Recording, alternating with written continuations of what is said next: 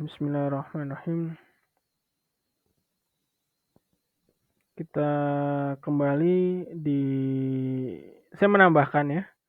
Jadi saya di sini cuma menambahkan untuk satu apa namanya? Satu knowledge atau satu bahan tayang mengenai umrah mandiri. Apa itu umrah mandiri dan keuntungan seperti apa? Kekurangannya seperti apa? Terus fenomenanya seperti apa dan kesimpulannya seperti apa? Umrah mandiri itu sendiri sudah diatur dalam Undang-Undang Nomor 8 Tahun 2019, bisa dicek ya. Berkunjung ke Baitullah di luar musim haji. Nah, itu yang disebut umroh. Jadi waktunya sangat fleksibel, sangat bebas ya.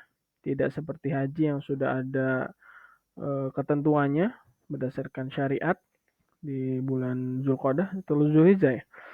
Yang atau di kita biasa disebut dengan Idul Adha ya. Nah, tapi kalau yang di Saudi itu sedang haji. Dinyatakan dengan melakukan tawaf sa'i. Jadi cuma 3 ya syariatnya atau rukunnya. Kalau kita mengerjakan tawaf sa'i dan tahalul, maka sah untuk disebut dengan melakukan umroh. Selanjutnya, umroh backpacker adalah umroh mandiri dengan biaya yang relatif lebih murah daripada biaya umroh pada umumnya. Berdasarkan definisi umroh backpacker menggunakan beberapa karakteristik utama dalam praktek. Ini dari paper saya dapat dari Pitaya et al. 2021. Dan selanjutnya pemerintah Arab Saudi resmi ini, jadi dengan adanya umrah mandiri ini sebenarnya sudah diberikan jalan oleh pemerintah Arab Saudi itu sendiri. Dengan cukup menggunakan visa turis, mereka bisa melakukan ibadah umroh tanpa harus menggunakan tour and travel. Nanti bisa dicek juga. Keuntungannya apa? Keuntungannya ya tadi ya, paling utama itu bebas menentukan waktunya ya. Kalau kita ke PPU atau ke tour and travel harus ada waktunya sekian gitu ya. Harganya juga lebih terjangkau ya, karena kita atur sendiri ya, hotelnya mau yang seperti apa, penerbangannya mau yang gimana, itu sesuai kemampuan budget masing-masing. Selanjutnya bisa mengunjungi tempat yang jarang dikunjungi umrah reguler. Nah, kalau reguler ada itinerary-nya ya, mereka sudah membuat itu semua dan mau nggak mau kita harus ikut gitu. Tapi kalau yang backpacker atau yang mandiri ini ya terserah ya. Selanjutnya dapat beribadah lebih hikmat. Ini menurut saya compare ya dari beberapa ada paper dan saya campur dengan ada artikel ya. Jadi katanya bisa lebih hikmat ya. Mungkin di sini karena tidak ada ketergantungan terhadap itinerary ya, atau ada jadwal-jadwal tertentu ya. Misalkan kalau secara on travel saya harus ada nanti habis ini ke sini gitu. Sini ada kajian apa gitu ya. Kalau mandiri ya bebas gitu. Saya mau di masjid aja gitu ya. Bisa juga. Kekurangannya apa? Nanti bisa ditambahkan juga ya. Bisa nanti ditambahkan sambil diskusi dengan Bu Feby mungkin ya, sebagai dosen LB. Nanti bisa di acara sesi diskusinya ya. Nanti bisa juga mengundang saya mungkin. Kekurangannya ya, semua kebutuhan administrasi ya harus dikerjakan sendiri pastinya karena mandiri ya. Pemahaman tentang agama yang kurang, nah ini kalau yang bagi kurang paham untuk pengetahuan agamanya jadi kurang maksimal ya, mungkin ada yang salah-salah ya urutannya mana dulu gitu ya. Apakah setelah tawaf sa'i terus nggak harus tahalul ya, pada tahalul masuk dalam rukunnya ya, rukun umroh, berarti kan kurang afdol atau kurang kurang ya ada yang kurang gitu ya. Jadi entah nanti berkaitan dengan umroh itu sendiri apa namanya, goalnya atau rukunnya tidak dikerjakan ya tidak sah ya, tidak afdol. Kesulitan jika lo membutuhkan bantuan secara darurat ini pasti ya, karena sendiri apa-apa harus sendiri ya. nanti untuk ke KBRI-nya atau jika ada urgent gitu ya, urgency atau emergency seperti apa itu juga agak susah. Potensi pengalaman yang kurang memuaskan ya pastinya karena mungkin karena tempat baru ya, tidak ada pengetahuan sama sekali itu juga mengakibatkan potensi pengalaman ya. Beda dengan yang tour and travel karena mereka sudah berpengalaman. Yang terakhir keterbatasan pengetahuan tentang kehidupan lokal ini juga penting ya karena kan setiap kita masuk suatu wilayah memiliki culture yang berbeda ya harus kita sesuaikan. Fenomenanya ini dari paper juga. Jadi sekitar tahun 2010 ini sudah mulai ada ya, apalagi pas zamannya Covid ya mungkin ya. Dan ditambah dengan nanti akan saya bahas mengenai daftar tunggunya ya yang terlampau lama ya yang mengakibatkan orang yang sudah memiliki knowledge, memiliki literasi yang cukup baik dan keuangan yang sudah mapan, mereka lebih mengutamakan pergi dulu ke sana ya untuk umroh yang sunnah dulu mungkin karena yang hajinya terlampau lama ya. Eh, Seperti itu. Nah, ini ditambahkan lagi, namun tidak banyak orang mengetahui tentang umroh backpacker karena informasi tentunya tentang umroh backpacker belum tersebar luas. Dan juga banyak agen perjalanan haji dan umroh atau travel yang tidak secara terbuka menawarkan paket ziarah umroh backpacker pada calon jemaah. Selanjutnya umroh murah, maka umroh dilakukan sejauh ini tanpa melalui travel umroh ya, PPIU ya. Sehingga umroh haji yang hemat yang modal nekat ini, nah ini yang akhirnya dianggap sebagai umroh backpacker. Ini saya ambil dari Kemenek ya. Meskipun biaya tiket yang dipesan oleh PPU lebih murah daripada pembelian tiket secara mandiri. Ini pasti ya, karena kalau belinya banyak kan dapat beberapa potongan ya. Tapi tetap aja orang ya mungkin fenomenanya gitu ya memilih ini karena mereka rasa lebih murah dan beberapa lebih terjangkau ya mungkin karena kalau tour and travel kan pastinya perusahaan harus mencari margin ya. Mungkin ada selisih di sana. Nah, nanti mungkin bisa ditambahkan ya yang sudah punya tour and travel Pak Irawan bisa nanti diskusi sama Bu Feby atau nanti dengan saya seperti apa nih ya ke depan fenomena ini apakah akan mengganggu ya beberapa tour and travel atau diskusinya tidak semua ya karena ini saya lihat saya baca di beberapa paper karena di urban aja di perkotaan yang sudah bisa melakukan hal ini ya program ini. Tapi kalau yang daerah-daerah kampung-kampung itu ya mereka berdagang, mencari uang untuk beribadah ya, beribadah umroh ya pengen langsung ya tanpa harus ribet mengerjakan administrasi dan sebagainya. Ya, mungkin masih ada pasarnya, tapi ya kalau di perkotaan ya mungkin akan mengurangi omset ya yang biasanya banyak gitu dengan adanya fenomena ini akan mengurangi omset travel itu sendiri. Nah, ini Hilman Latif ya, just for your information ya, adalah orang Persis juga nih, anaknya Pak Prof. Maman dulu, rektor yang dulu.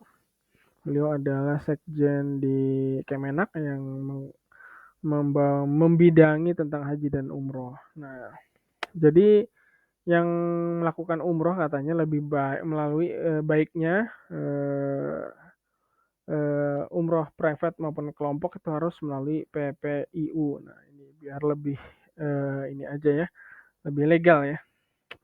Ini dari paper perbedaan yang reguler dan backpacker ya.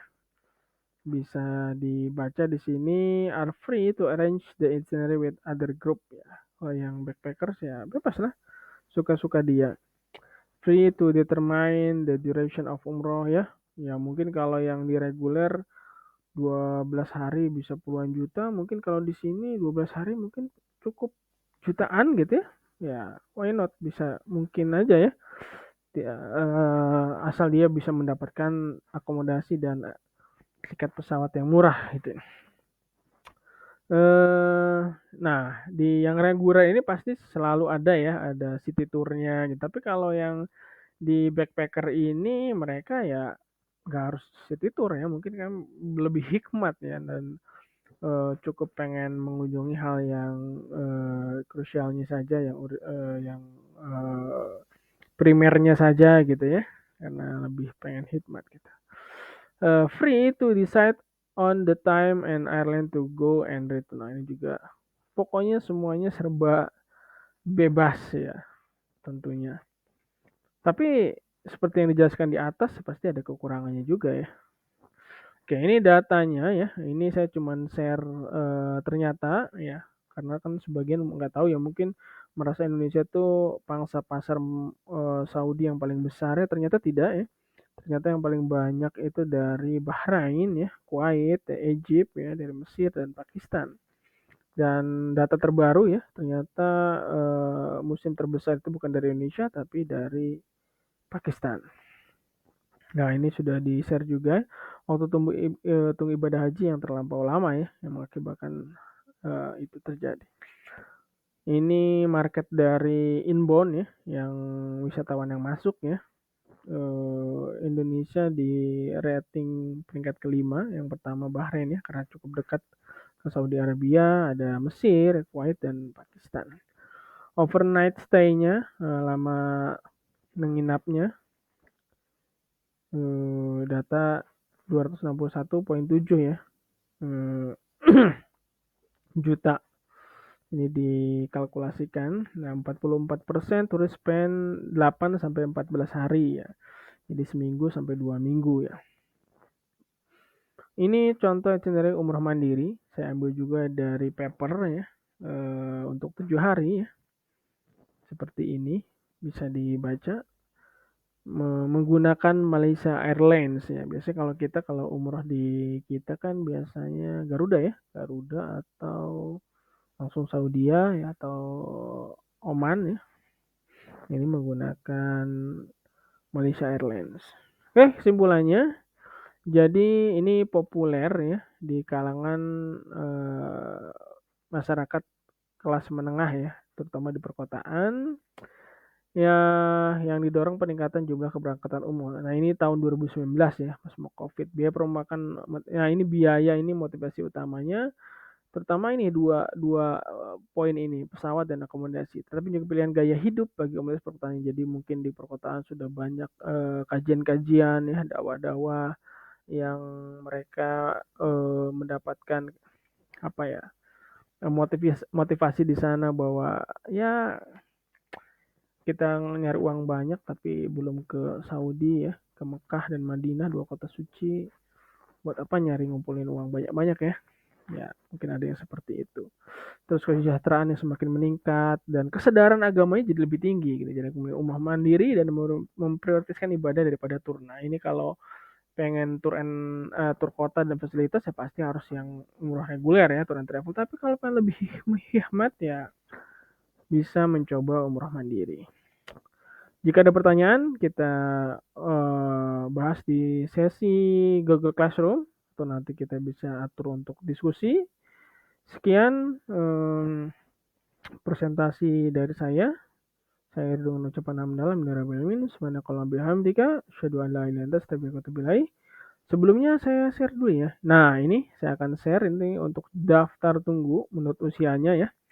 Dari yang umur 20 ya. Ini kebalik nih ininya ya. Harusnya 20 di sini ya, sama aja. Jumlahnya cukup banyak di 20 sampai ke 39 ya, 334.968 orang. Nah, terus disusul dengan jumlah yang 2039 ya, ini ada 2 ya. Oke, kita lihat dari grafiknya aja deh ya, sini ya. Yang paling banyak ini kayak kebalik ya, ini harusnya di atas. Nah, gini. Oke, ini ya. Dari 2019 lihat. Ini untuk haji ya. Cukup grafiknya cukup meningkat ya, terutama yang umur berapa nih? 1 2 3 yang 40 59 ya, makin meningkat di 2021 2022. Ini juga yang umur-umur yang sudah settle ya, 40 sampai 59, yang akhirnya mereka lebih memilih berumrah berkali-kali ya,